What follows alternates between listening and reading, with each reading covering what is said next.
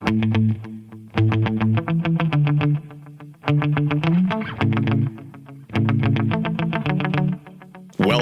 to the Cashing In on Creativity podcast with artist, author, and creative business consultant, Bruce Outridge. Let's get started making money with your unique talent. On with the show.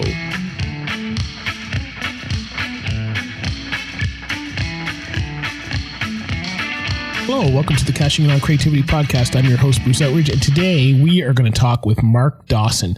Now, if you don't know who Mark Dawson is, you may know about Grassroots. That's a band from the 60s. They had some real chart toppers there as well, and since then, Mark has become a regular player with them later on in their career, and he is also on his own, has his own radio show, and called the Making Noise with Mark Dawson. And we're going to talk to Mark today about his career, how he got started, and all that kind of stuff. So stay tuned.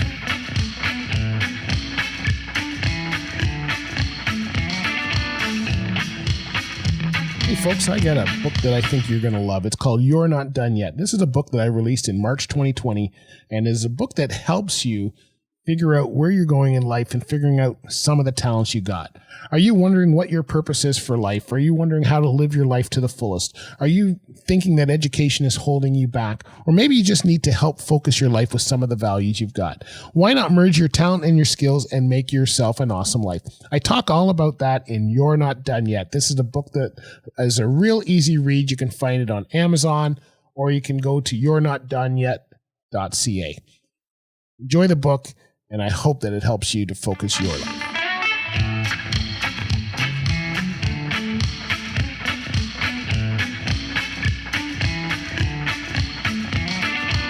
All right, so I was connected through with Mark through Kelly Gannon, who's a good friend and been on the show a couple times there.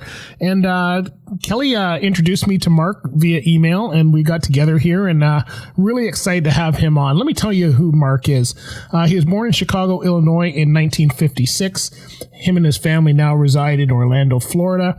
From 1976 to 1982, he was the bass player and lead singer for Chicago area favorites Street Kids and Dreamer.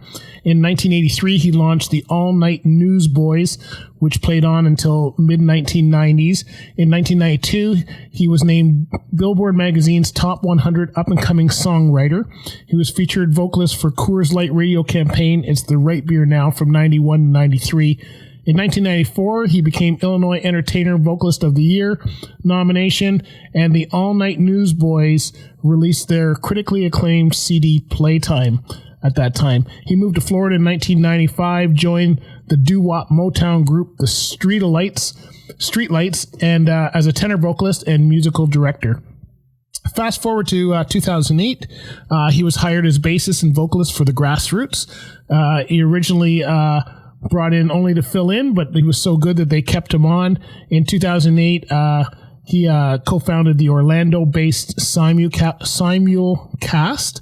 In April 2009, he created the American Pop 60s, a salute to the American artists of the 60s. He toured Australia from October to December that year. In 2009, he released his first solo CD called Chapter 2. In December 2012, he released his second CD called Making Noise. He signed on in 2012 as the host DJ on WOGR, Making Noise with Mark Dawson. And in January 2014, he created a side project, Mark Dawson and the Kings of Snack, and released the CD one Saturday night.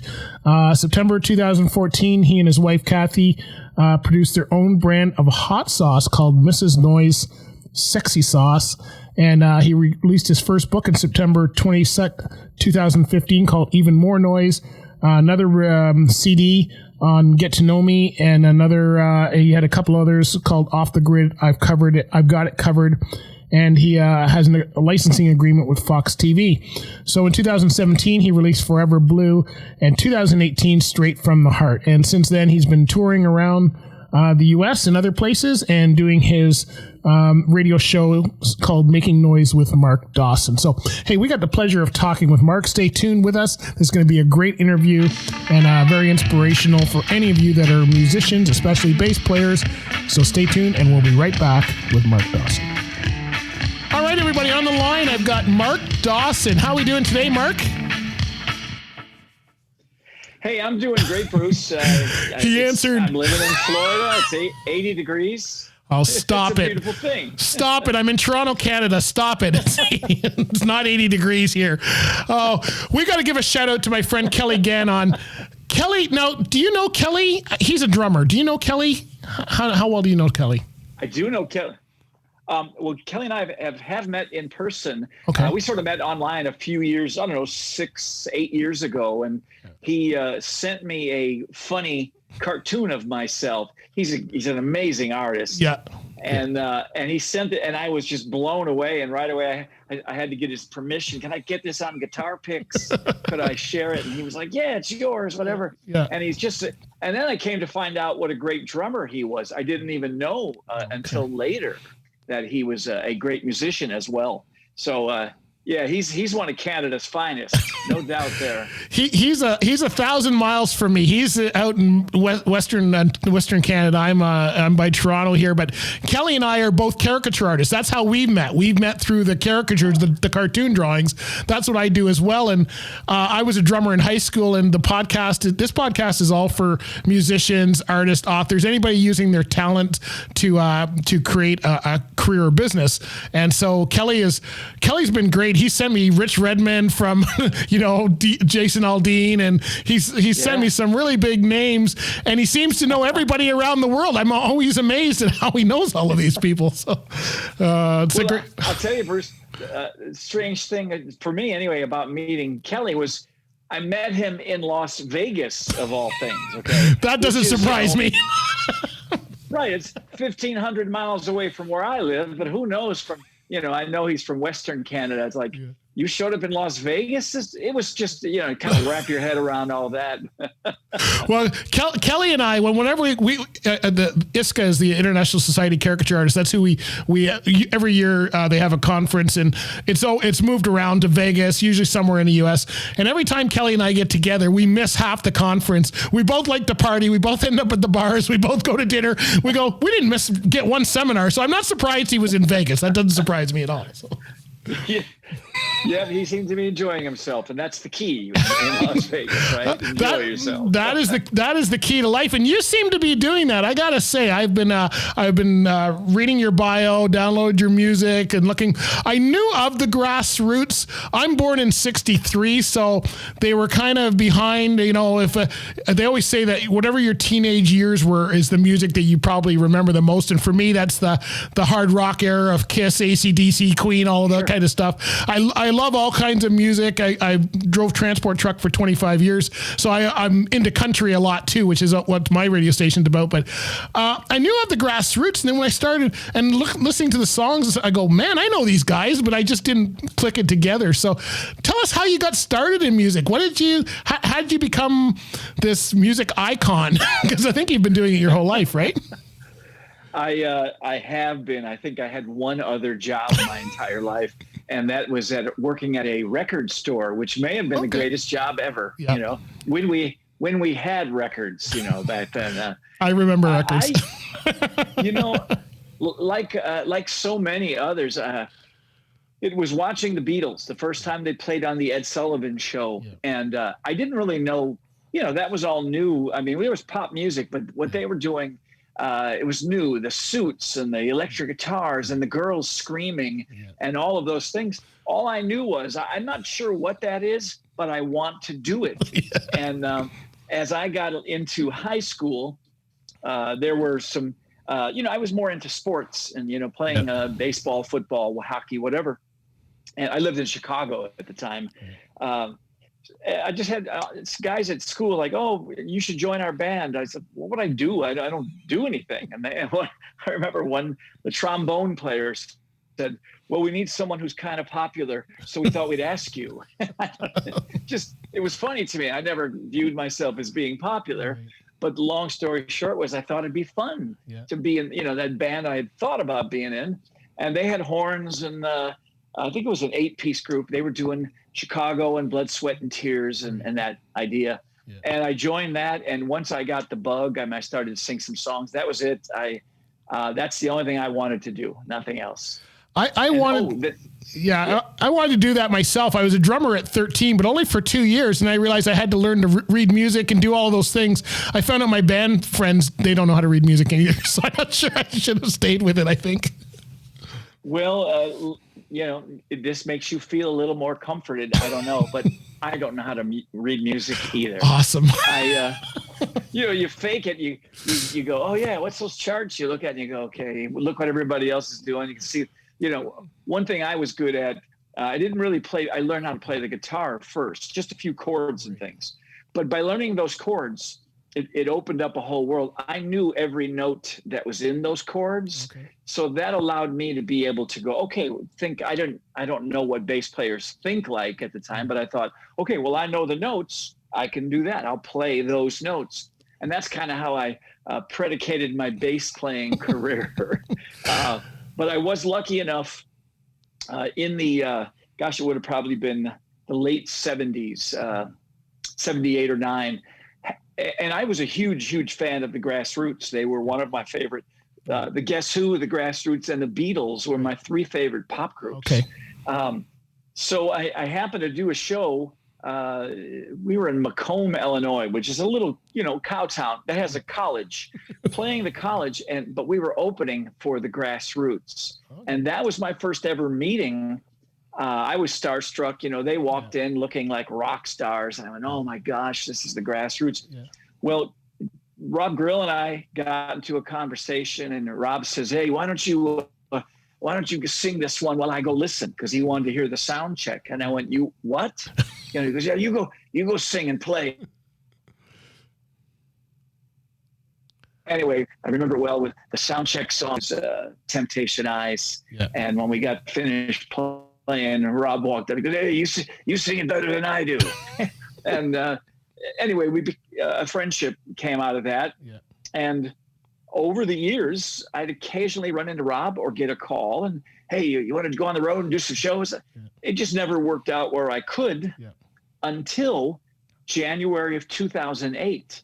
And then it was funny. Well, not funny. It was not funny at all. I got a call from an agency who I didn't know the agency, but turns out Rob was in the emergency room and had ended up being in ICU for 10 or 11 days. And they had some shows that they didn't really want to cancel. And they asked if I could just show up and fill the spot.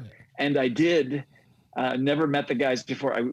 They flew me out to San Francisco. We did 2 shows and I thought, okay, bye. Yeah. Next thing I know, Rob's out of the hospital and he goes, "You got to join the band. I got to have you in the band." And we worked it out. I've been in almost 13 years now. Oh, wow. Well, the one thing I was watching some YouTube videos of you this morning, and there's one thing that I love, every band that I've ever seen on stage that I really enjoy is when the band's having fun. If you see the band having fun and joking around and smiling, then usually I find in the audience I'm having as much fun as they are. When a band's trying to be too serious or too good, sometimes that spoils it. They kind of lose that connection. I mean, I just watched you were singing, you had the crowd going, you're playing your bass like crazy, and you just look like you're having a good time. Like, hey, it doesn't matter what goes on. Is that one of the keys that you found over time to that keeps a show successful and keeps a group going for as long as the Grassroots have been going? I do. I would agree with that 100%. Now, when I'm out, having fun, it's never something that is contrived in any way. I couldn't keep myself from smiling if I tried.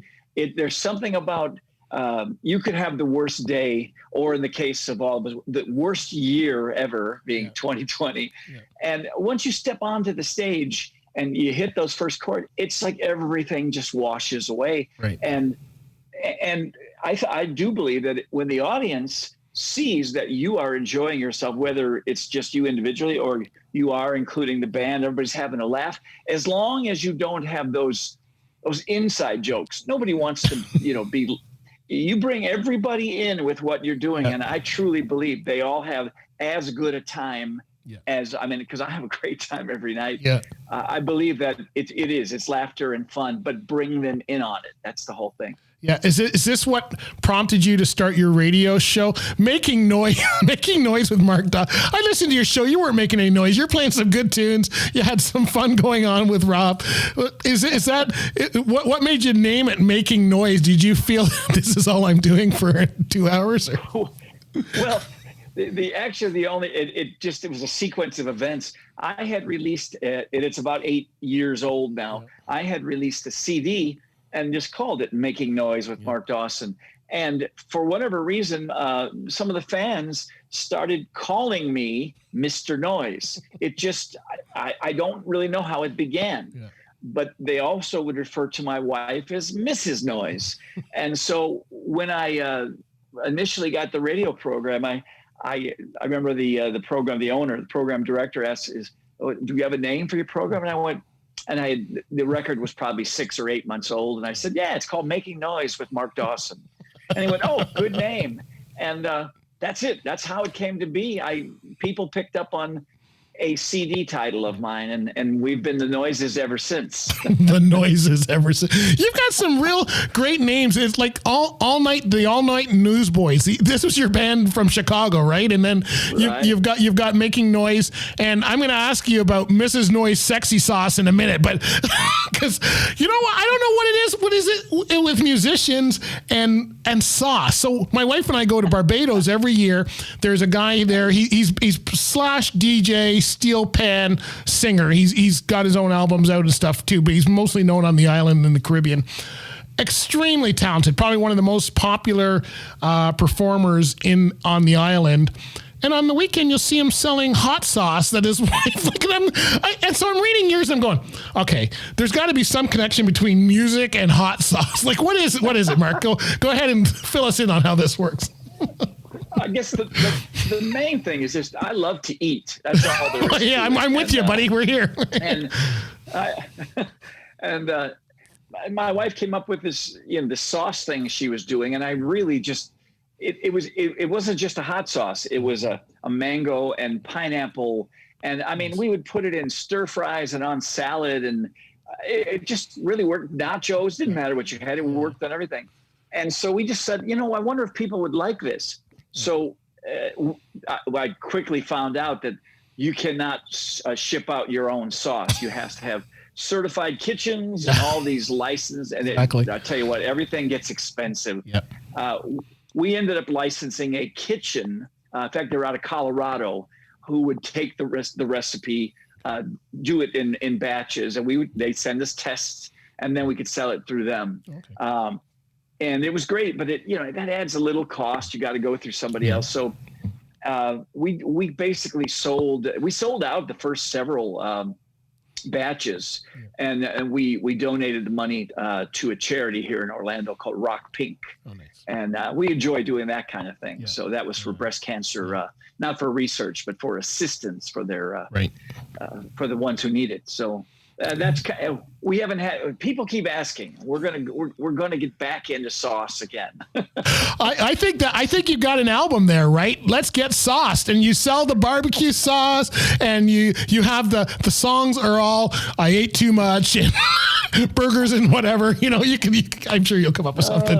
That sounds like a fun. So how's the radio show going? How long have you been doing the Making Noise with Mark Dawson show? January 30th, a month from today, will be 7 years that I've been doing that. Wow. Started on the Our Generation Radio Network, which is out of Columbia, South Carolina, and kind of latched on with some other entities that will broadcast it on Fridays and Saturdays and Sundays, and it's kind of nice. And my listeners they're diligent about tuning in. They like the live one most, but they'll tune into the to the repeats, as we call them, the repeats. I am learning. I've been doing my other podcast. I'm at 575 episodes. I've been doing it since 2015. This one's been about 3 years.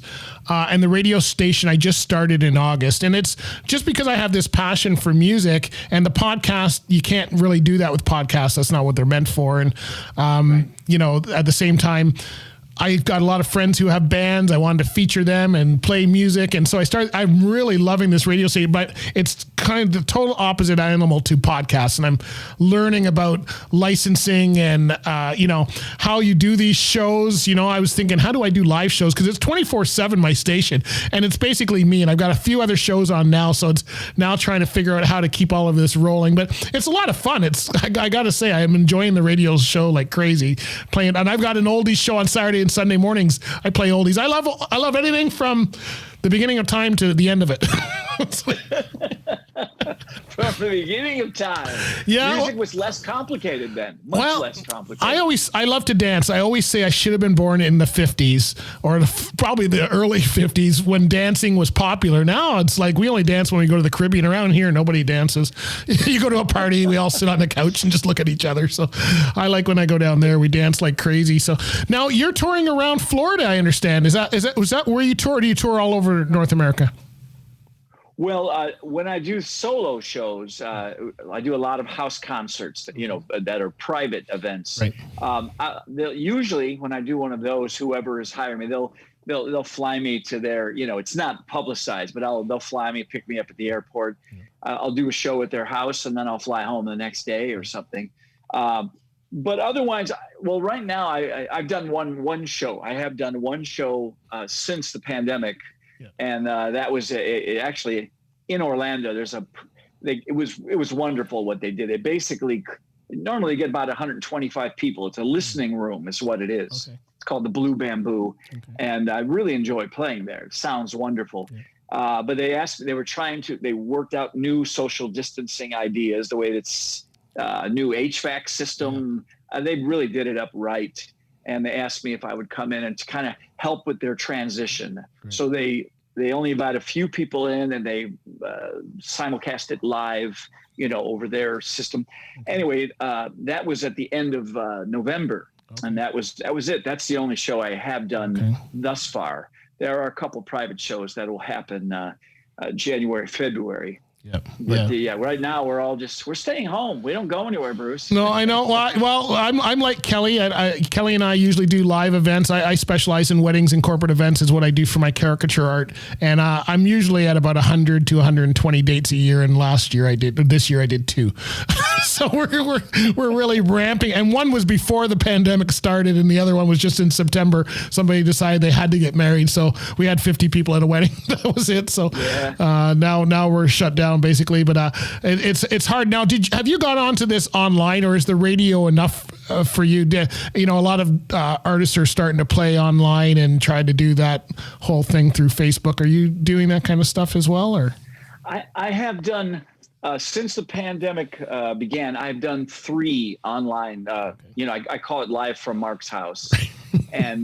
And basically, in fact, we're going to do another. My wife and I were talking about it. We're going to do another in January, but it's going to be a pajama party.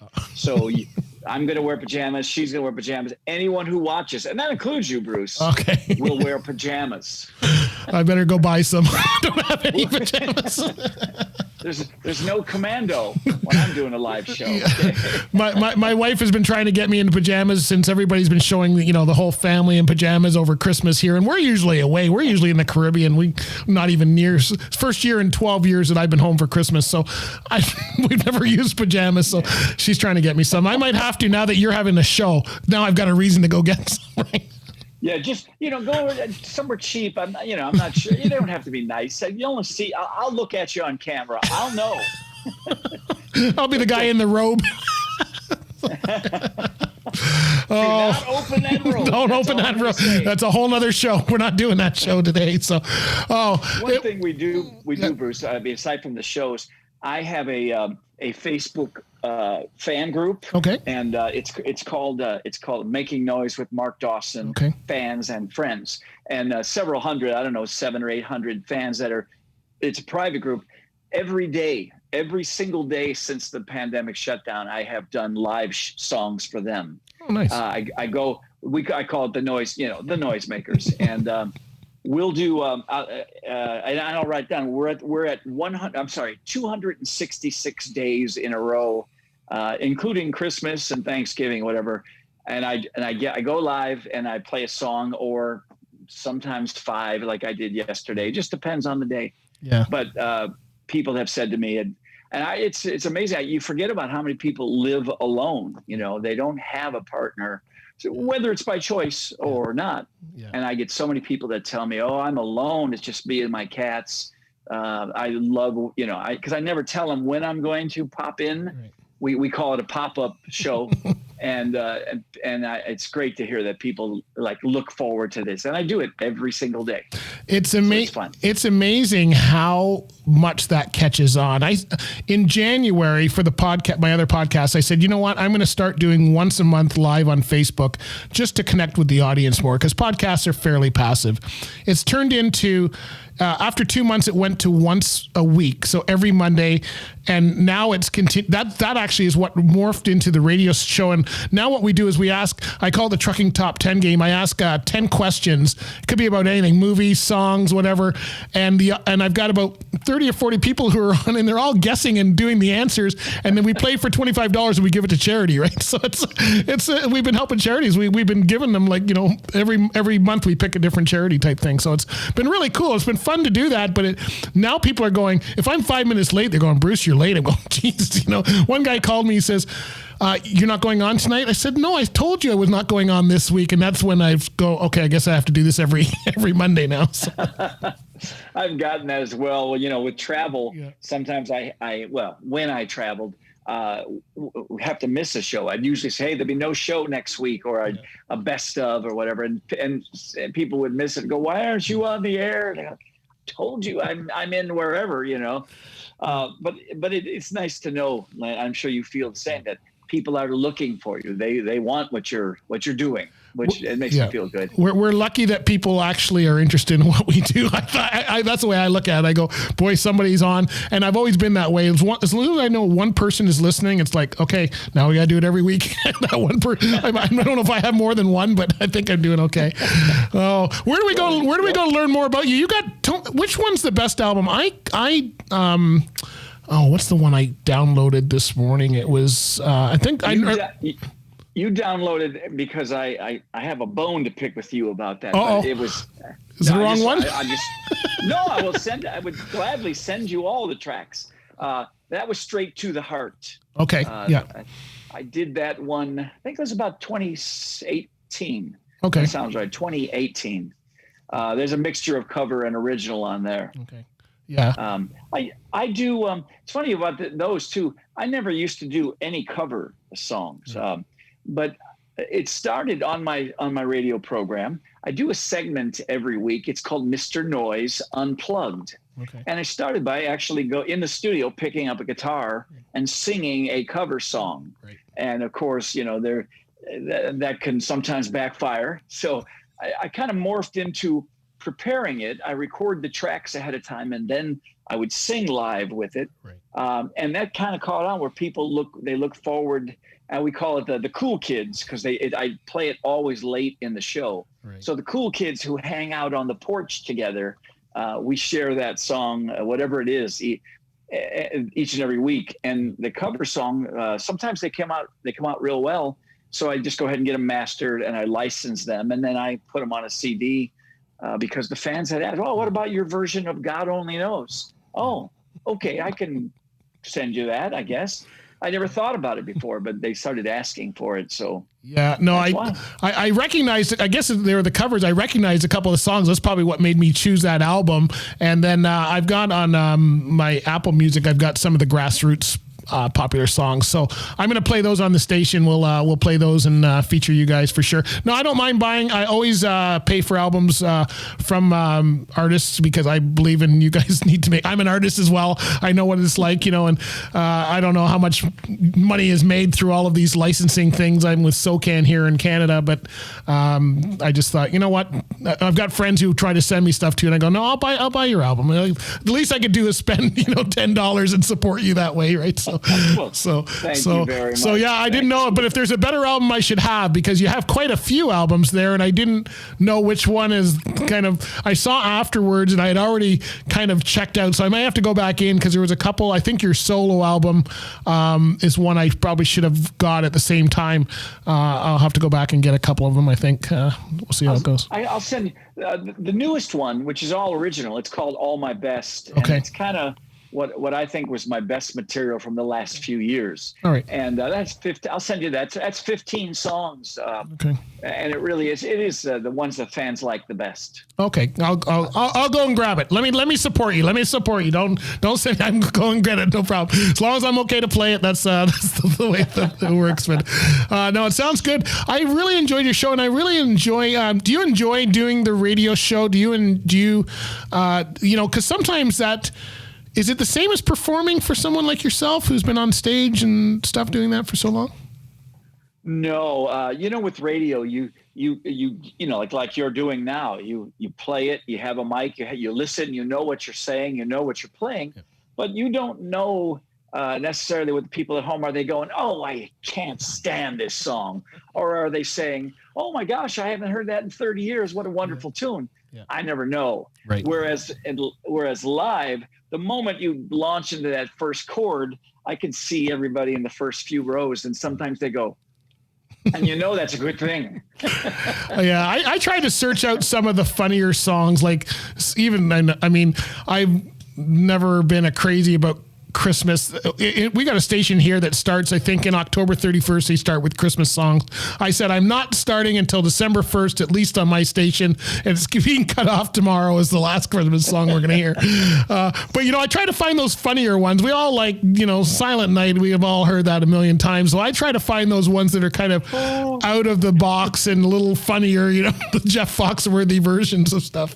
I always find that to be. And that's, I think, the nice thing about having the radio station. I don't know if anybody listens, but I get to play what I think fits the theme or the show or whatever it is I'm trying to get across, right? As Ricky Nelson once said, you can't please everyone. No. So you got to please yourself. Got to please yourself. That's right. That's right. Sometimes I think I'm having too much fun. In fact, I've got a show on Saturdays and Sundays called Tropical Days where I play more reggae. It's like my station's all country rock and reggae, basically, is what it is. And some of the old stuff in there. And I have a reggae show. Well, the last one Sunday, because we didn't go to Barbados, which is where we normally go, I said, let's have a Barbados party, because that's what we usually do on Sundays. So I took over the show, played calypso and stuff, soca. Well, everybody said, could you do it again next week? Well, this is our third week we're doing it. I said, okay, I'll do one more for you. They're turning it into, and we're drinking and carrying on, and it's getting out of hand. I have a way of making drinking on the air. Hey, it's my station. We're allowed to do that up here. I work from home. I'm not driving anywhere. So anyway, it's a lot of fun. It is. So where do we learn more about you, Mark? Where should we go? I know you've got a fan club page on Facebook. I'm going to connect with that. Where should we go to find out all about you? What's the best place? Anything you need, call it the hub. My website's always, all my music streaming 24/7. That's markdawson.us. Okay. And then from there you can find anything about me, and even some things I probably don't know about myself. They're probably there. It's when you read your own bios and you go, wow, did I do that? Wow, I must be cool. I did that. Yeah, no, it was good. As I always, that's one of the things I love about this is that you learn so much about other people. And I try to be a little prepared, and go get some questions and look over the material, listen to a show if someone's got a show. I like to know who I'm dealing with. Am I going to have fun or is this going to be someone I really have to watch, how this goes? Or so it's a ton of fun. And I wish you nothing but success and all the best for 2021. Thanks for being on the show, man. This has been great. It is my pleasure. And thank you. If there's anything I can do for you, if you need you want to tap into some of my friends as your guests, let me know. I'll pass the word. You're a good guy. I know good people. It's a match. It's perfect. Yeah, for sure. And a big thank you to Kelly. You know what? ISCA has a lot of conventions. There's a lot of caricature artists in Florida. So you may see me down that way one day, and I'll look you up and say, hey, let's go out and have a beer or whatever and talk on the radio. Maybe I'll come and do a radio show on your show. There you go. Yeah, you drop in my studio. There you go. Because I don't have engineers, and it's just me. You're spinning all the dials. And I used to have a thing.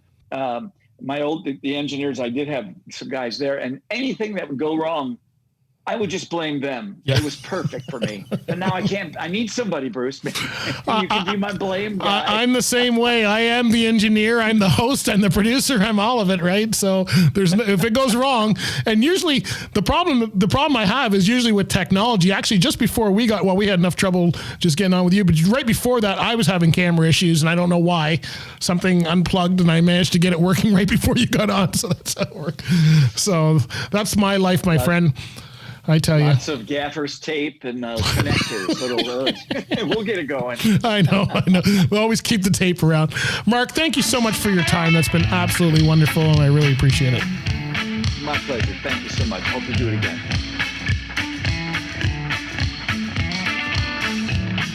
All right, that was a great interview with Mark. So much fun. Make sure you connect with him on Facebook. I'm a fan. You should become a fan as well. You can learn more about Mark at markdawson.us. And if you want to check out his music, just go under music or merch, and you can get all of his albums. You can check out his photos, get his tour dates, all of that kind of stuff. And make sure you listen to him on the radio. I listened to his show, Making Noise with Mark Dawson. It was really well done. He talks to some of the old his friends from prior bands, and he was the episode that I heard, he had Rob Dante on there, and they were, I don't know about you guys, but I always love to hear when musicians are, like anybody, I guess, but when musicians are talking about their times on the road and those kind of things, and he plays some music in there, and it's really well done. So you can find him if you go to his website there. There's actually a player. I believe he's on TuneIn as well, and you can just go through there, and he's on a number of stations. So you can find all of that out on his website, markdawson.us. And I thank Mark for being on the show today. He was so much fun, and a big thank you to Kelly Gannon for connecting us. Kelly's a great guy, and you probably know Kelly. He's got his music from Trio Avenue. If you're wondering why we're not doing music on the show anymore, as I mentioned on our previous episodes, we've stopped that for 2021. We do have my radio station, which is kind of connecting my trucking podcast and this podcast together. So it's called Lead Pedal Radio, LEADPEDAL radio.com. Go there. You can listen to, we got all kinds of shows. We have a show called In the Studio, which will also feature Mark and a lot of his music, and you'll hear his music regularly throughout our programming. So make sure you check out leadpedalradio.com. That's where we're showcasing the great bands and the stars and friends that we have. And so we've stopped doing it on the podcast the way we were doing a tune of the week or tune of the show for each podcast. We've stopped doing that beginning 2021 for a couple of reasons. One, we have the radio station where we can showcase a lot more of the music and a lot more of the artists. And at the same time, Spotify and a lot of other platforms are really starting to crimp down on podcasts that have music in them. And we haven't had any trouble to date, but before we get into that issue, we decided that this was a good time to stop, because we at least now have another place to showcase our friends and our friends that are all part of bands that we love. And you know that I love music. So thanks for listening to the Cashing In on Creativity podcast. Make sure you follow us on our social media platforms. We're on Instagram, Twitter, Facebook, and you can find me on LinkedIn. If you're listening to wherever you listen to your podcasts, we're on Apple Podcasts, Spotify, iHeartRadio, SoundCloud, TuneIn, Stitcher. I'm probably missing some, but wherever they are, we're there. We're in 13 different podcast platforms. And again, Lead Pedal Radio, if you want to listen to that, we're on there as well. You can go to leadpedalradio.com. That's also got its own app on Android systems. We have one coming out probably by February. It'll be out on Apple Podcasts, on Apple's. There'll be an app for Apple as well.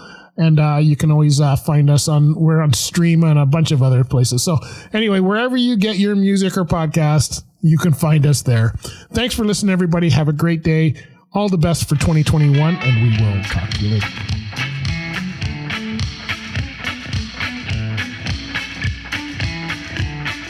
Need to know more about your host or the show? Check out your host at bruceoutridge.com and learn more about the show at cashinginoncreativitypodcast.com.